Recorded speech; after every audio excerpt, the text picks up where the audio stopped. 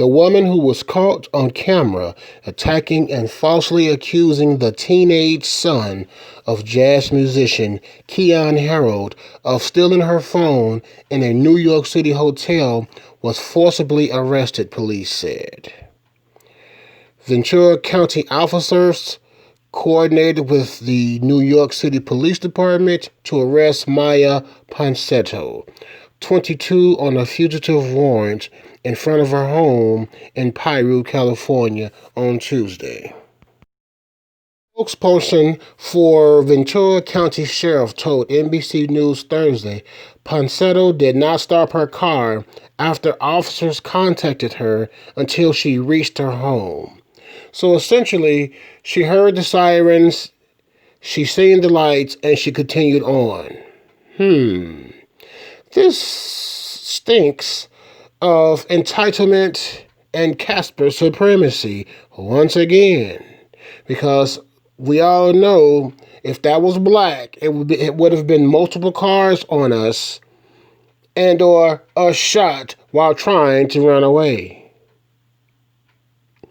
Officers forcibly removed Ponsetto from the vehicle, saying she resisted arrest. Again, we would have been shot and killed and or beaten.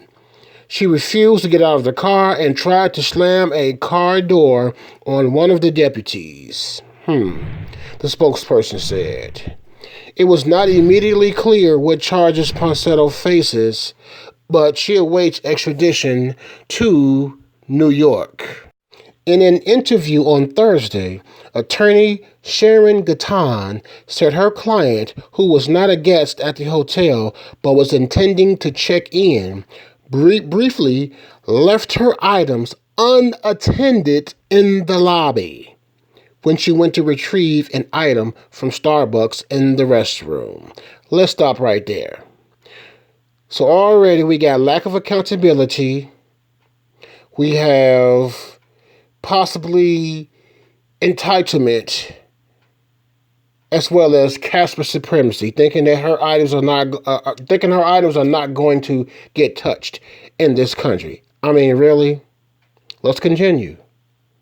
When she came out, Ponsetto realized her phone was missing and asked several people in the lobby, including an Asian gentleman, whether they had taken her phone, Gatton said. So now we have blame shifting. The blame is not on her, but it's on everyone else in the lobby. Everybody but her. Lack of accountability. And here's where we are in this freaking country. It's sickening. It's ridiculous. And it is signs of mental illness. And we'll speak more about that a little bit later into the story. The next people she asked were the Heralds, blacks, who had just left the elevator, Gatton said. A 1-minute viral video of the December 26th incident showed Ponsetto accosting the Harold family before reporting her missing phone to management. So now we got the lobby people did it. Then we got the Asian people did it. And lastly, and more critically, we got the blacks did it. Tensions escalated, as they should in this situation, with Ponsetto allegedly attacking 14-year-old Keon Harold Jr., police in New York City said.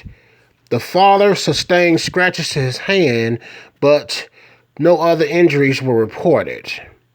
His father has suggested racial bias played a role in this altercation. Let's stop right there. It starts off, tensions escalated with Ponsetto allegedly. There's no allegedly when it's on camera. There's no allegedly. Also, why is it always allegedly when it's everybody else? But we did it when it comes to blacks. Fuck out of here. Let's continue. In an interview on Thursday, Gatton, who is also representing Ponsetto in an unrelated case. Oh, so she knows the history of her client. And here comes the gaslighting, folks.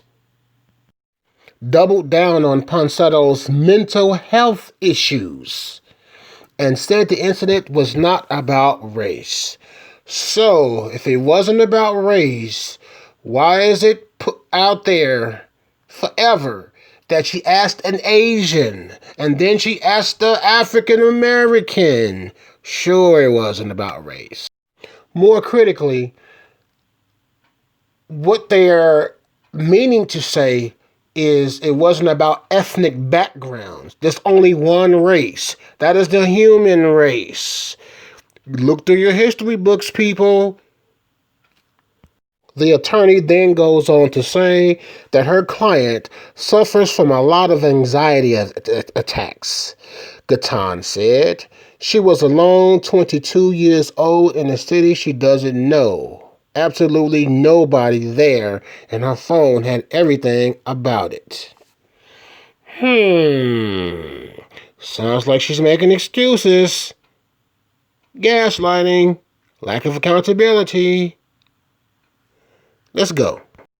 Gatan said she was concerned for Ponsetto's well-being, saying she was emotionally and mentally unwell. So what is she doing traveling by herself with no medications? Isn't that the first thing that these doctors want to do for people who have issues, especially black people? Oh, you have a pimple. Here's some drugs. Where's her drugs at? Why is she by herself? More critically, I agree. This chick is sick in the mind. Because you have to be sick in the mind with the entitlement, etc., to believe that you're going to leave your things in the lobby of any place here in America and nobody's going to touch it and or bother it or move it. That's not the way it works, people. Oh, woe is me. Pity the white girl syndrome. Fuck out of here. This is exactly why the Me Too cases are so prevalent now. We got females out here fucking and sucking while they under the influence of drugs and or sober. And then when they get caught doing it by their peers or a parent or somebody or a job or company, and now all of a sudden she was raped. All of a sudden she didn't know what she was doing. See, this is the bullshit that we face here in this country. And you know what? What happened at the Capitol more recently is very identical to this particular story. We got these Caspers who believe that they can do and say anything, and no one's going to hold them accountable. On Tuesday, the attorney confirmed that her client left her phone in an Uber. Gatan said that had the Uber driver returned her phone 15 minutes earlier, the altercation would not have happened. Wow. Wow, wow, wow. So now it's the Uber driver's fault that this happened. Not to mention that the Uber driver possibly was seeking to get his next fare and was not looking in his vehicle for left behind items. More critically, that is not the Uber driver's responsibility to keep up with his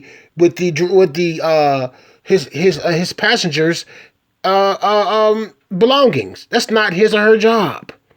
His or her job is to get you to where you're trying to go as fast as possible. Fuck out of here. She lost her mind for a hot minute. Bullshit. She lost her mind when she was born. She is sorry. Yes, she most certainly is, Gatan said. Sadly, these poor heroes had to deal with the aftermath. Ah, okay. Gatan added that her client wanted to move forward and put this behind her. How about having those type of sentiments well before you cross the line? I mean, what the fuck? Ponsetto was charged with public intoxication and battery for a Beverly Hills hotel incident on February 28th, according to the court. So she has a history in doing this.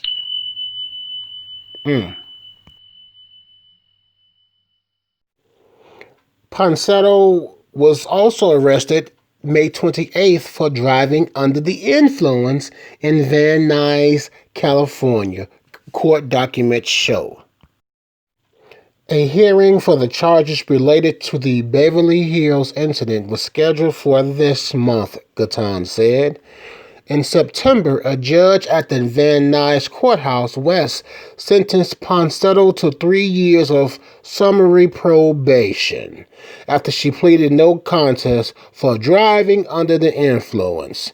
Entitlement, privilege, Casper privilege, promoting, contributing to the delinquency of this particular person. This is why they keep doing what they're doing, these Caspers. Because nobody's holding them accountable. And here we are. The full article is in the description below. Check it out. Read it for yourself.